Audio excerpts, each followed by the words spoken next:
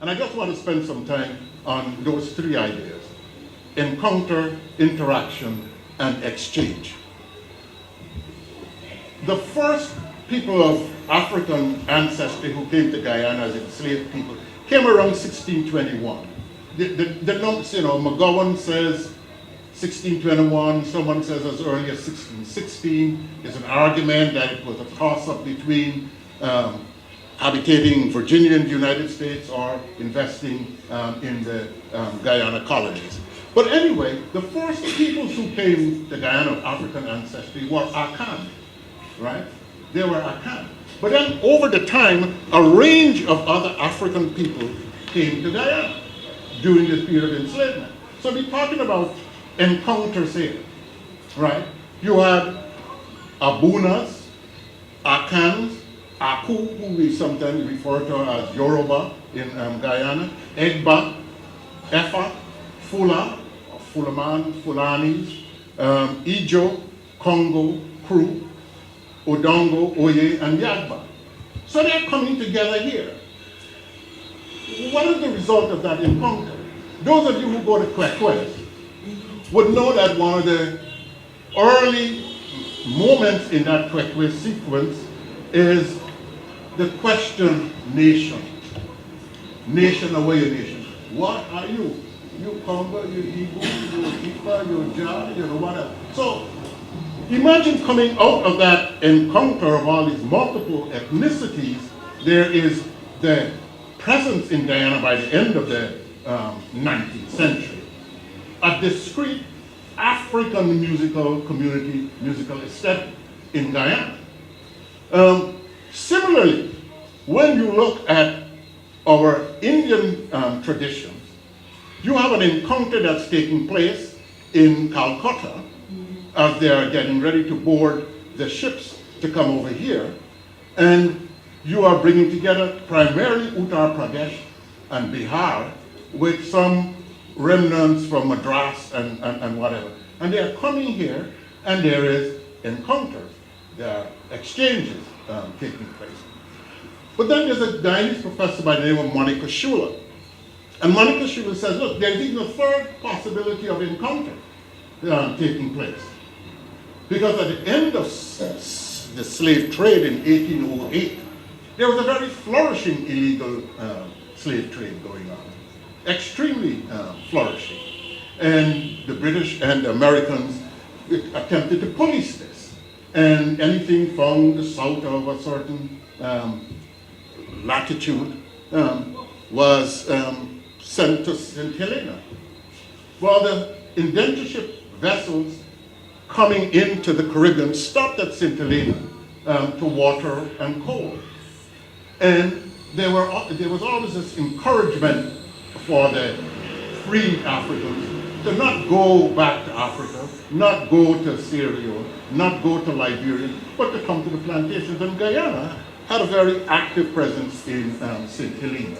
So Monica Shula argues that it is quite possible that the Jaji boys that may have come may have included people of African and Indian ancestry. Now, if you read up the story about Sheila, and I know Mark has done some work on the indentureship Sheila, there is this story that when the ship Sheila, which is an immigrant indentureship ship, is offloading the passengers, the Indian immigrant attempts to sing the English shanties that the seamen are singing on board of that ship. Well, this is indeed an example of encounter and exchange.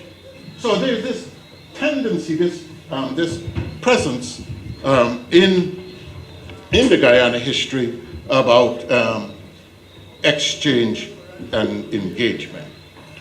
Well, what I want to do now is to share with you where I went, having got this advice from Dr. Long, having collected the data, graciously sat at the feet of Dave Martins. I see the American ambassador has just come in, and visiting the Library of Congress and finding a very rare recording of a drawing room concert in Guyana in 1966, and you'll hear a bit of that today. Okay.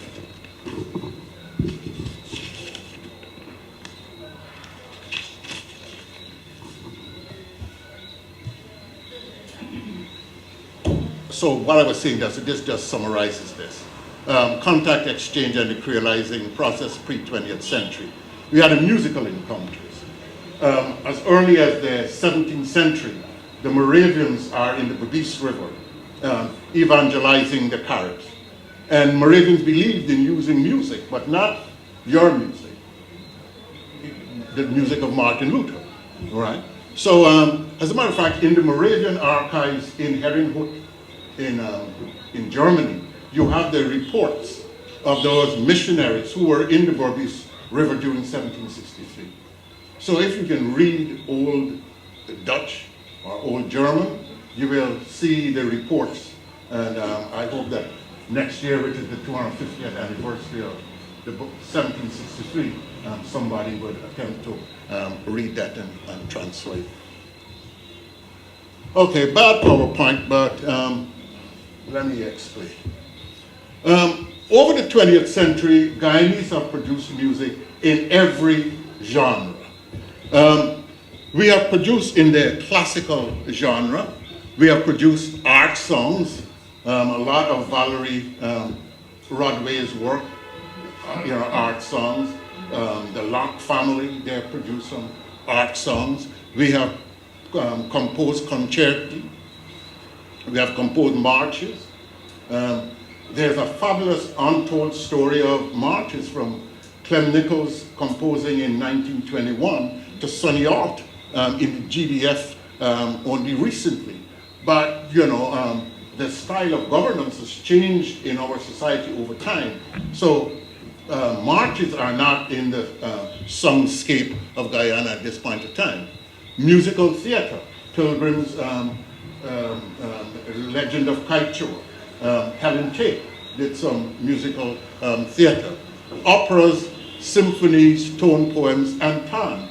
Tan is a very special form of classical music, an Indian classical music form that is almost unique to the New World Indian. So we've composed in the classical genre. We've composed in the folk genre, multiple elements in the folk genre. African Creole folk, such as Kwekwe, Amerindian folk music, Indian Creole chutney, and masquerade. We've composed work songs, we've composed shanties, and thanks to the Yoruba singers, we've got neo-folk traditions. We have composed in the popular genres. Bollywood, we got a lot of Bollywood sung-in music taking place. Funk, hip-hop, jazz, R&B, and rock and soul. We've composed in Latin American and Caribbean idiom. Calypso, soca, reggae, dub, cha-cha-cha, mambo, bossa nova, beyond, which is a special genre created by Al Seals. We come to that. We've done a lot of fusion, Afro-Indie, Afrogu, Banchikali. Banchikali is very interesting Amerindian fusion. The Boom, Tom Charles at Independence, playing on that masquerade riff. Chutney. In the religious areas, we have composed bhajans. We've done work on the Christian liturgical, gospel, chutney, gospel, and we'll hear some of that, hymns and kisadas. And ideological, we've done a lot of ideological work. And there's one particular individual who stands out in Guyana's ideological music. That is a U.C. Kawana. He has created the party song for all of the major political parties in Guyana. He created for the PPP, Oh Fighting Men, Oh Fighting Men. He created the PNC, Out of Ages, Out of Oppression. And then he shifted his rhythm and melody and composed to the WPA during so we have this wide creative tradition. So in doing this work on governance, I asked myself a number of sub-questions. In addition to looking at the dynamics of the relationship between governance, which I define as the process and institutions that are used in a society to decide on the allocation of that society's resources with a particular end. I wanted to know what was the range and nature of Guyana's musical creativity during the 20th century? What factors contributed to the musical environment that blossomed at one time, bloomed, and wilted at some point of time? What institutions and organizations contributed to this dynamic? What were the various forms of musical interaction in the process, and what are some of the consequences? We identified 3 eras in looking at this phenomenon of the interaction between music and social change, which for me I'm defining, operationalizing as development. We have the period of matured colonial governance between 1900 and 1953. And there's a very clear set of behaviors and practices during this era. Then during the era of internal self-government, 1953 to 1966, there's another tendency. And then in the early post-colonial period from 66 to 2000, you find another set of developments.